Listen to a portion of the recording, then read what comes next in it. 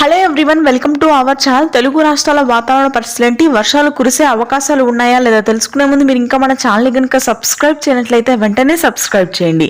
ఇక వివరాల్లో కనుక వెళ్ళినట్లయితే ప్రస్తుతానికి అయితే ఈశాన్య రాష్ట్రాల్లో మాత్రం వర్షాలు నమోదవుతున్నాయి.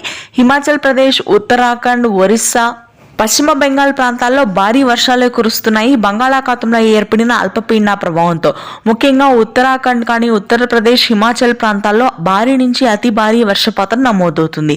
కానీ తెలుగు రాష్ట్రాల్లో మాత్రం ఉష్ణోగ్రతలు దంచి కొడుతున్నాయి.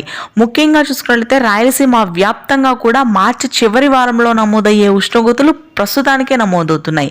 దాదాపుగా అన్ని చోట్ల కూడా అన్ని జిల్లాల్లో రాయలసీమ వ్యాప్తంగా 40 డిగ్రీల చేరువలో ఉన్నాయి ఉష్ణోగ్రతలు. ఈ ఉష్ణోగ్రత ఇలాగే కొనసాగితే మే నాటికి 49-50 డిగ్రీల వరకు కూడా ఉష్ణోగ్రతలు నమోదయ్యే అవకాశాలు ఉన్నాయి ఈ సంవత్సరం. ఇక వర్షాల విషయానికి వచ్చినట్లయితే ప్రస్తుతానికైతే ఉత్తర తెలంగాణ జిల్లాలో తేలికపాటి వర్షపాతం నమోదవుతుంది. దక్షిణ తెలంగాణ కానీ, మధ్యాంధ్ర కానీ, దక్షిణ కోస్తా జిల్లాలో కానీ ఎటువంటి వర్షాలు నమోదు కావు. ఉత్తర కోస్తా జిల్లాలో మాత్రం మార్చి 7, 8, 9 తేదీల్లో తేలికపాటి నుంచి మోస్తరు వర్షపాతం ఉంటుంది. భారీ గాలిదుమ్ములతో కూడినటువంటి వర్షాలు కురుస్తాయి. శ్రీకాకుళం, విజయనగరం, విశాఖపట్నం, తూర్పుగోదావరి జిల్లాల వరకు కూడా. ఇది ప్రస్తుతానికి latest weather update. Thanks for watching this video.